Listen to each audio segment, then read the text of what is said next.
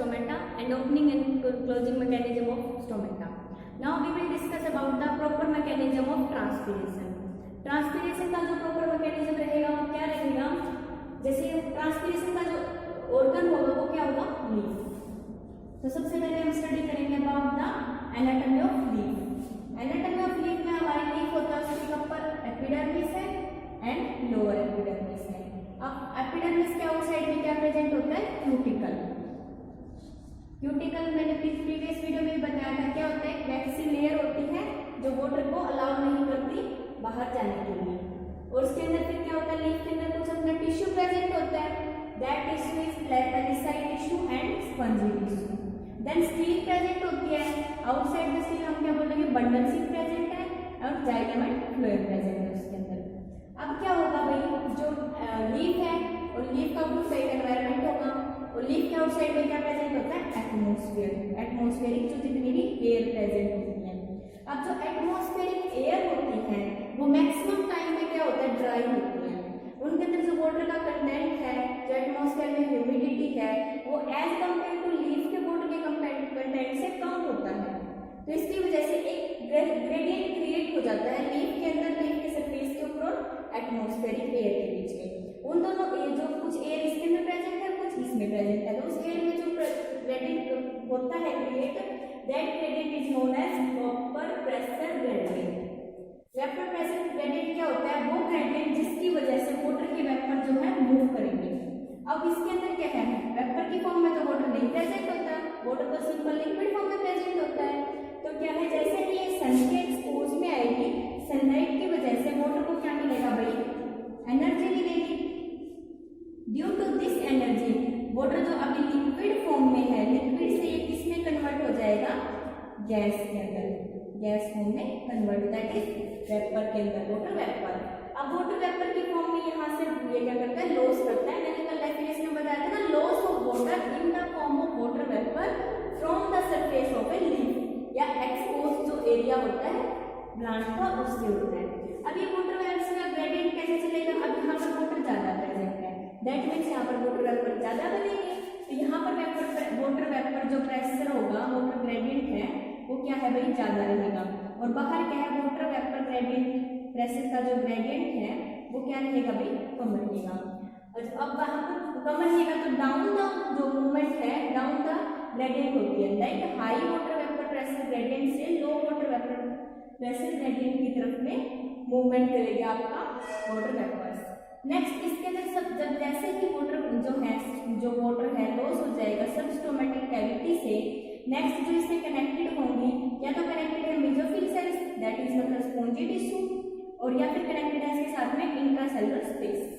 यहाँ पे वाटर अब एज कम्पेयर टू इस सब स्टोमेटिक कैविटी से ज्यादा प्रेजेंट है।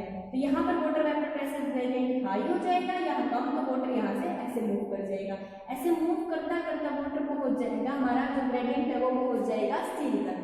स्टील में प्रेजेंट है जाइलम, जाइलम तो कंटिन्यूसली सॉइल से क्या है, वाटर को लेके आ रहा है, दैट मींस यहाँ पर वाटर ज्यादा अमाउंट में प्रेजेंट है।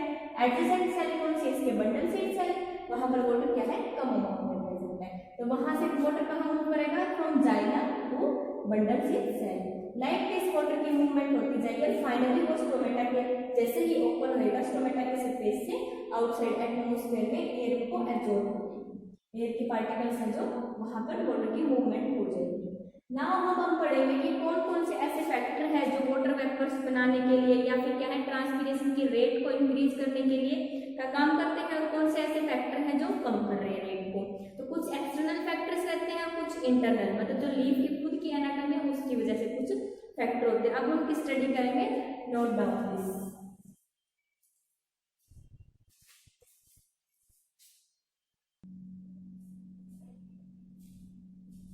Now we study about the factor affecting the rate of transpiration. First we deal about the external factors, जो external leaf surface से outside के जो factors रहते हैं, जो atmospheric factor रहते हैं, वो कैसे रेट को change करते हैं। First is temperature. Temperature of this atmosphere. Atmosphere का अगर temperature increase होगा या decrease होगा, उसकी वजह से क्या होगा, relative humidity change हो जाएगी atmosphere के अंदर में। सेकेंड क्या होगा, जो वेपर प्रेशर का डेफिसिट बन रहा था ना प्लांट के अंदर, वो चेंज हो जाएगा। थर्ड क्या होगा, जो रेट ऑफ डिफ्यूजन होती है पार्टिकल्स की, वाटर वेपर वाटर की from region of high to low region concentration की तरफ होती है, तो वो क्या होगी, चेंज हो जाएगी, क्योंकि जैसे ही टेम्परेचर इंक्रीज होगा पार्टिकल गेन कर लेंगे एनर्जी गेन करने की वजह से उनकी मूवमेंट फास्ट हो जाएगी। तो टेम्परेचर जनरली इंक्रीज कर देता है आपकी रेट ऑफ ट्रांसपिरेशन को। सेकेंड है सोइल टेम्परेचर। सोइल जो टेम्परेचर है इसकी वजह से सोइल जैसे टेम्परेचर इंक्रीज करेगा सोइल आपकी क्या हो जाएगी, वार्म हो जाएगी। वार्म सोइल के अंदर क्या कंडीशन रहती है भाई, जो पार्टिकल वाटर का एब्जॉर्प्शन कम हो जाता है, जिसकी वजह से क्या रहता है, रेट ऑफ ट्रांसपिरेशन भी डिक्रीज कर जाती है। थर्ड है आपका फैक्टर लाइट। लाइट कैसे इफेक्ट करता है, पीछे हमने स्टोमेटा की ओपनिंग एंड क्लोजिंग में पढ़ा था, light directly affect the opening and stomata closing of the stomata. तो अगर हाई लाइट होगी या फिर बिल्कुल डिम लाइट है तो क्या होगा, आपका स्टोमेटा क्लोज कर जाएगा। हाई लाइट में क्योंकि डिग्रेडेशन होने के चांसेस रहते हैं ना, एक ऑप्टिमम लाइट रेंज होती है जिसके अंदर आपका स्टोमेटा की ओपनिंग रहेगी, जितने टाइम तक ओपनिंग रहेगी रेट ऑफ ट्रांसपिरेशन जाती होती रहेगी। नेक्स्ट है विंड वेलोसिटी।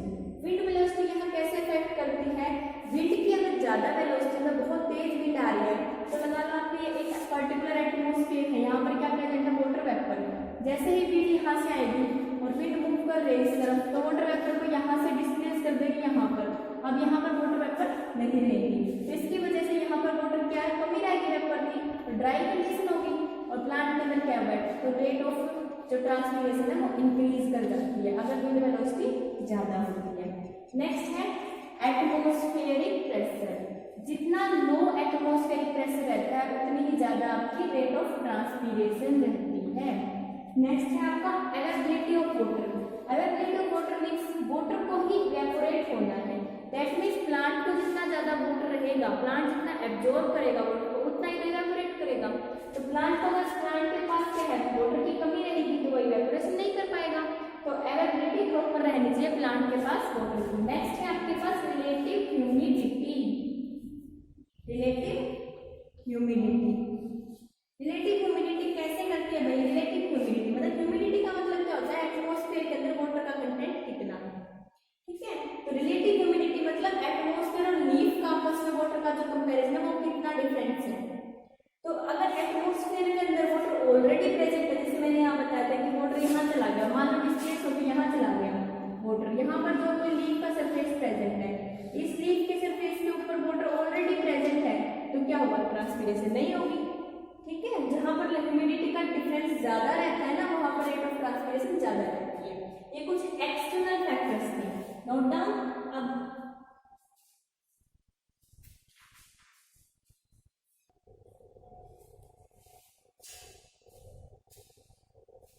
नेक्स्ट है आपके भी कुछ इंटरनल फैक्टर्स रहते हैं, जैसे फर्स्ट वन है ट्रांसफिरिंग एरिया ऑफ लीफ, मतलब लीफ का कितना एरिया एक्सपोज कर रहा है एटमॉस्फेयर को डायरेक्ट, जिससे क्या है वाटर को लॉस होना है। तो क्या है कि जितना ज्यादा ट्रांसफिरिंग एरिया होगा, एरिया जितना ज्यादा क्या होगा, मैक्सिमम होगा, उतनी ही आपकी रेट भी इंक्रीज करेगी, रेट ऑफ ट्रांसपिरेशन उतनी ही इंक्रीज करेगी। नेक्स्ट है स्टोमेटा। अब स्टोमेटा कितना नंबर प्रेजेंट है, स्टोमेटा में आपस में कितना स्पेस प्रेजेंट है, टू स्टोमेटास के बीच में। डिस्ट्रीब्यूशन कैसा है, लीफ के बीच पार्ट पे अपर एपिडर्मिस पे है, लोअर एपिडर्मिस पे है। साइज ऑफ एपरेचर मतलब स्टोमेटा कोर का साइज कितना है, and frequency of stomata opening मतलब दिन में स्टोमेटा कितने टाइम तक ओपन हो रहा है। इसके अलावा भी कुछ अनदर फैक्टर्स होते हैं जो क्या करते हैं, रेट ऑफ ट्रांसपिरेशन को अफेक्ट करते हैं। जैसे अगर मान लो स्टोमेटा का नंबर ज्यादा है, दैट मीन्स ज्यादा ट्रांसपिरेशन रेट होगी। सेकंड, थर्ड वन है लीफ स्ट्रक्चर। लीफ का स्ट्रक्चर कैसा है, फर्स्ट है थिकनेस ऑफ क्यूटिकल, मतलब जितनी ज्यादा थिक क्यूटिकल होगी उतना ही कम रेट ऑफ ट्रांसपिरेशन होगा, क्योंकि हमें पता है क्यूटिकल का एक वैक्सी सब्सटेंस है जो हाइड्रोफोबिक इन नेचर है, तो वो वाटर को क्रॉस नहीं होने देती, तो that means thickness, more thickness reduce the rate of transpiration. Second है number, density and thickness of epidermal hair. Epidermal hair जितने ज्यादा अमाउंट में प्रेजेंट होंगे, दैट मींस उस एपिडर्मिस का उतना ही एरिया कम एक्सप्रेस करेगा, तो उनके नंबर पे डिपेंड करता है डेंसिटी। और हेयर्स पे ऐसे भी डिपेंड करता है कि हेयर भी कम समटाइम क्या करते हैं कि एक्टिविटी में पार्ट लेते हैं। अब मान लो एक एटमॉस्फेरिक एपिडर्मिस से यहाँ से क्या हो रहा था, वाटर का लॉस, अब हेयर भी बन गए, तो यहाँ यहाँ से ऐसे एक्सपोज एरिया ज्यादा हो गया ना एटमोस्फेयर में, तो क्या कर रहे हैं एयर की वजह से क्या हो रहा है भाई, रेट ऑफ ट्रांसपिरेशन इंक्रीज कर रहा है। थर्ड है waxy resin and suberin coating on epidermis. अब ये तीनों के तीनों सब्सटेंस हाइड्रोफोबिक इन नेचर होते हैं, दैट मीन्स ये वाटर को लॉस नहीं होने देंगे, जितना ज्यादा अमाउंट में ये प्रेजेंट होंगे उतना ही कम रेट ऑफ ट्रांसपिरेशन हो जाएगी। फोर्थ है कॉम्पैक्टनेस ऑफ मेसोफिल सेल। अब मेसोफिल सेल के बीच में कितना कॉम्पैक्टनेस है, that means intracellular space present है या नहीं है। एक तो सेल इंट्रासेलुलर स्पेस में ज्यादा वाटर प्रेजेंट होता है as compare to mesophyll cell में, तो इसलिए वो भी एक डिटरमिनिंग फैक्टर है। फोर्थ है आपका लीफ ओरिएंटेशन। लीफ ओरिएंटेशन मतलब सनलाइट के जो सन की रेज आ रही हैं वो उसके वो लीफ के ऊपर ऐसे डायरेक्ट आ रही हैं या फिर ऐसे ऐसे आ रही है, स्लाइड नेचर में आ रही है। तो इस टाइप में टू टाइप का होता है, एक होता है परपेंडिकुलर टू रेडिएशन, एक होता है parallel to radiation. That means एक आपकी अगर पैरेलल लाइट ऐसे आ रही है और लीफ भी ऐसे ही प्रेजेंट है, तो उस टाइम पे क्या होगा भाई, आपका मिनिमम हीटिंग इफेक्ट रहेगा सनलाइट का, तो रेट ऑफ ट्रांसपिरेशन कम हो जाएगी।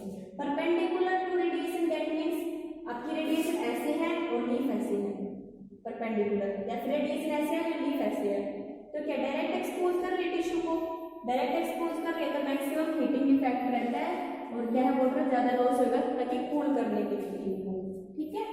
अब फिफ्थ है भी आपका रूट एंड शूट रेशो। जितनी ज्यादा रूट एंड शूट रेशो रहेगी उतना ही रेट ऑफ ट्रांसपिरेशन ज्यादा रहेगा। इसका मतलब क्या होता है, रूट एंड शूट रेशो अगर हाई है दैट मींस आपकी शूट की लेंथ कम है, रूट की लेंथ ज्यादा है। जितना ज्यादा रूट होगा उतना ही वो वाटर को ज्यादा एब्जॉर्ब करेगा, तो उतनी ही आपकी रेट ऑफ ट्रांसपिरेशन ज्यादा होगी। नेक्स्ट है एज ऑफ द प्लांट। जब प्लांट स्टार्टिंग एज में होता है दैट इज सीडलिंग एज, या फिर वो लास्ट में होता है दैट इज सेनेसेंस। दोनों टाइम ही प्लांट क्या करते हैं, कम रेट ऑफ ट्रांसपिरेशन करती है, लेकिन जब प्लांट मैच्योर होता है, मैच्योरिटी स्टेज में रहता है, उस टाइम पे मैक्सिमम रेट ऑफ ट्रांसपिरेशन होती है। Note down this points.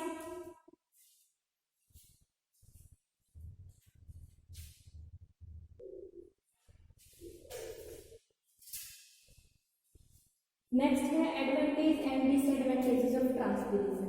जो ये ट्रांसपिरेशन का प्रोसेस हो रहा है प्लांट के अंदर, क्या ये यूजफुल है प्लांट के लिए या फिर ऐसे ही हो रहा है, मतलब या फिर उसको क्या फिर लॉस कर रहा है, हार्मफुल है या फिर यूजफुल है, वो हम यहाँ डिस्कस करेंगे। फर्स्ट है एडवांटेज। एडवांटेजेस में क्या आप कंसीडर करते हो कि ये प्लांट को बेनिफिट कहाँ कहाँ दे रहा है। फर्स्ट पॉइंट है एब्जॉर्प्शन ऑफ वाटर। जो एक पूल क्रिएट होता है ट्रांसपिरेशन की वजह से, तो उसकी वजह से प्लांट क्या कर रहा है, नीचे बढ़ते ट्रांसपिरेशन पूल थ्योरी, जिसमें प्लांट क्या कर रहा था, पूल की वजह से रूट से एब्जॉर्ब हो रहा था वाटर, सोइल से एब्जॉर्ब हो रहा था रूट के सरफेस के ऊपर, देन रूट से आगे क्या है लीफ तक पहुंच रहा था, उसको आप बोलते हो ascent of SAP. Ascent of SAP में क्या होता है, वाटर के साथ में कुछ यूजफुल मिनरल न्यूट्रिएंट्स होते हैं जो सोइल से क्या करते हैं, अपटेक करता है वाटर के साथ में प्लांट। नेक्स्ट है थर्ड कूलिंग इफेक्ट। अगर सनलाइट डायरेक्ट पड़ती रहेगी लीफ के ऊपर तो क्या रहेगा, लीफ के प्रोटीन्स वगैरह, लीफ के ऊपर जो ऑर्गेनिक कंपाउंड सब क्या करेंगे, डिग्रेड हो जाएंगे। तो क्या होगा, जैसे वाटर वहां से ट्रांसपिरेट करेगा तो लीफ के ऊपर जो टेम्परेचर इंक्रीज हुआ है उसको डिक्रीज कर देगा, तो लीफ को हम क्या बोलेंगे, उसने लीफ को कूल किया है, that means cooling effect show किया है। फोर्थ है development of the mechanical tissue. जब क्या होता है कि ज्यादा वो होता है, इवेपोरेट ज्यादा होता है, ट्रांसपिरेशन ज्यादा हो रहा है, तो वहां पर क्या स्पेस क्रिएट हो जाता है, वाटर जहां से लॉस होता है, तो वहां पर प्लांट में मैकेनिकल टिश्यूज क्या है, कम ग्रो करते हैं। मतलब क्या है कि जिस एरिया में जहां पर ऑलरेडी जहां पर क्या रहेगा, ट्रांसपिरेशन रेट ज्यादा रहेगी, वहां पर क्या हो जाएगा, मैकेनिकल जरूरत नहीं पड़ेगी, क्योंकि बाहर से क्या है अटैक कम कर पाएगा, जैसे क्या है वाटर का लॉस होता जाएगा, तो इन्वेड नहीं कर पाएगा कोई पैथोजन, क्योंकि स्पेस तो खाली नहीं है, पूरे प्लांट के अंदर क्या भरा हुआ है, वाटर मूव कर रहा है, तो वहां पर क्या मैकेनिकल टिश्यू जो प्रोटेक्ट करते हैं प्लांट को वो कम ग्रो करेंगे। फिफ्थ है एसिमिलेटरी प्रोडक्ट। एसिमिलेटरी प्रोडक्ट मतलब वैक्स, सब्रीन, रेजिन, मतलब जिस एरिया से वाटर का लॉस होगा वहां पर स्पेस क्रिएट होने की वजह से ये एसिमिलेटरी प्रोडक्ट वहां पर फिल कर जाते हैं, ये प्रोडक्ट वहां पर स्पेस क्रिएट कर लेते हैं, मतलब ये प्रोडक्ट प्रोडक्शन इनका ज्यादा होना स्टार्ट हो जाता है। लेकिन जहां पर ट्रांसपिरेशन रेट ज्यादा है वहां पर मैकेनिकल टिश्यू कम होता है, ठीक है। नेक्स्ट है डिसएडवांटेज। डिसएडवांटेज में आप क्या पढ़ोगे कि हार्मफुल इम्पैक्ट कैसे है। मॉडिफिकेशन कर देता है प्लांट की, क्योंकि क्या है ट्रांसपिरेशन की रेट को डिक्रीज करने के लिए प्लांट कुछ एडिशनल स्पाइंस की या फिर एडिशनल कुछ स्ट्रक्चर की फॉर्मेशन करता है, जैसे क्यूटिकल की फॉर्मेशन कर दी। नेक्स्ट है वाटर डेफिसिट, मतलब क्या है कि प्लांट जितना ज्यादा अगर वाटर की ट्रांसपिरेशन ज्यादा रेट कर रहा है तो प्लांट के अंदर क्या है वाटर का लॉस हो जाएगा, जिसकी वजह से क्या होगा डेसिकेशन हो जाएगा लीफ का। सिंगल एक बार मीटिंग अगर आ जाए प्लांट के अंदर तो वो यील्ड को लगभग 50% तक डिक्रीज कर देती है। नेक्स्ट है सेल की ग्रोथ भी रिड्यूस हो जाएगी, क्योंकि सेल का जो साइटोप्लाज्म है उसमें हाई अमाउंट में क्या वाटर प्रेजेंट होता है, तो वाटर की अगर कमी हो जाएगी तो सेल की ग्रोथ क्या हो जाएगी रिड्यूस। नेक्स्ट है break down of some organic compound, क्योंकि वाटर अगर कम है तो प्रोटीन कार्बोहाइड्रेट जो बने वो स्टेबल नहीं रह पाएंगे और उनका ब्रेक डाउन हो जाएगा। थर्ड पॉइंट है रिड्यूस फोटोसिंथेसिस, क्योंकि फोटोसिंथेसिस करने के लिए वाटर की रिक्वायरमेंट होती है, वाटर अगर कम है तो फोटोसिंथेसिस कम होगी। अब इसका कोई डिसएडवांटेज भी कुछ ऐसा तो है नहीं जिसको हम नेग्लिजिबल कर सके, मतलब इम्पैक्ट बहुत ज्यादा दे रहा है, लेकिन ट्रांसपिर जैसे जैसे स्टोमेटा ओपन होएगा गैस को एक्सचेंज करने के लिए ट्रांसपिरेशन तो होगा, इसको तो हम रोक नहीं सकते, तो इसलिए हम बोलते हैं transpiration is a necessary evil. Plant में क्या है नेसेसरी एवल, क्योंकि हम इसको रोक नहीं सकते, लेकिन ये प्लांट को हार्म भी बहुत ज्यादा दे रहा है, लेकिन ये प्रोसेस होगा तो इसके साथ में ही प्लांट को सर्वाइव करना होगा। Note down this.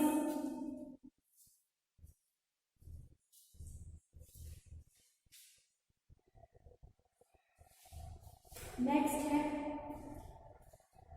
है आपका एंटी ट्रांसपिरेंट, मतलब हमने पढ़ा ये इतना नेसेसरी एवल है, मतलब इसको हम रोक नहीं सकते, दैट मीन्स ये नहीं है कि हम इसे कम भी नहीं कर सकते, कम इसे कर सकते हैं कुछ केमिकल सब्सटेंस या कुछ हम मेटाबॉलिक इनहिबिटर या फिर फिल्म फॉर्मिंग एंटी ट्रांसपेरेंट को यूज करके, मतलब वो केमिकल सब्सटेंस जो रेट ऑफ ट्रांसपिरेशन को रिड्यूस कर दे बट कार्बन एसिमिलेशन पे कोई इफेक्ट न डाले, क्योंकि फोटोसिंथेसिस तो कंटिन्यू करनी पड़ेगी प्लांट को, तो उसके लिए कार्बन को क्या करना है, कार्बन डाइऑक्साइड लेना पड़ेगा, गैसेस का एक्सचेंज करना पड़ेगा, तो वो सब्सटेंस हम यूज करें जो क्या करें गैसेस को तो फ्रीली एक्सचेंज होने दे लेकिन वाटर का लॉस ना होने दे, ऐसे सब्सटेंसेस को आप केमिकल सब्सटेंस को बोलते हो एंटी ट्रांसपेरेंट्स।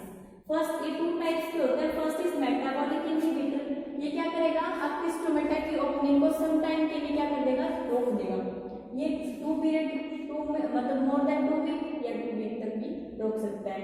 इसमें कौन से होते हैं, जैसे एस्पिरिन है, फिनाइल मर्क्यूरिक एसीटेट या फिर एब्सिसिक एसिड, मैंने पीछे पढ़ाया था ना स्टोमेटा की ओपनिंग एंड क्लोजिंग में एब्सिसिक एसिड क्या कर रहा था क्लोजिंग करवा रहा था स्टोमेटा की, तो ये केमिकल सब्सटेंस कुछ ऐसे हैं क्या करेंगे शॉर्ट टाइम के लिए स्टोमेटा को क्लोज रखेंगे, इनको हम बोलते हैं मेटाबॉलिक इनहिबिटर्स। सेकंड है फिल्म फॉर्मिंग एंटी ट्रांसपेरेंट, ये क्या है कि अब क्या है स्टोमेटा को ओपन तो होना पड़ेगा, तो इतने टाइम तक हम रोक तो सकते नहीं, फोटोसिंथेसिस की एक्टिविटी तो जरूरी है ना, तो क्या करेंगे हम क्या करते हैं कि कुछ ऐसे सब्सटेंस को यूज करते हैं जो हो सकता है स्टोमेटा के ऊपर क्या कर रहा हो एक फिल्म बना दे, ये इसमें से गैसेस का तो फ्रीली एक्सचेंज हो बट वाटर का लॉस ना हो, ऐसे सब्सटेंसेस को हम बोलते हैं फिल्म फॉर्मिंग एंटी ट्रांसपेरेंट्स। इसमें होता है silicon emulsion, colourless plastic resin, low viscosity waxes को हम यूज करते हैं फिल्म प्रोडक्शन करने के लिए।